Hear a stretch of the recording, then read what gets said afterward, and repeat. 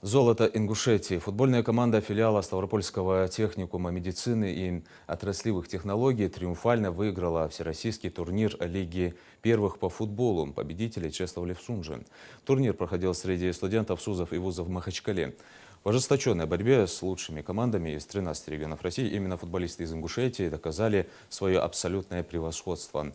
Команда «Стмиот», выступавшая от Ингушетии, не оставила соперникам шансов, с блеском завоевав главный трофей турнира.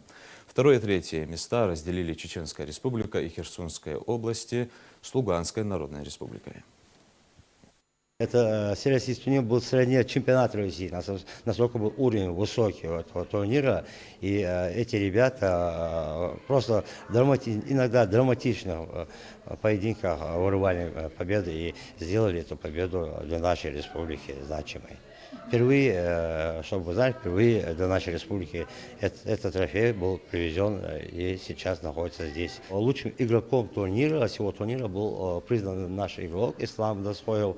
Также состав вратарь наш был признан как лучший вратарь этого турнира.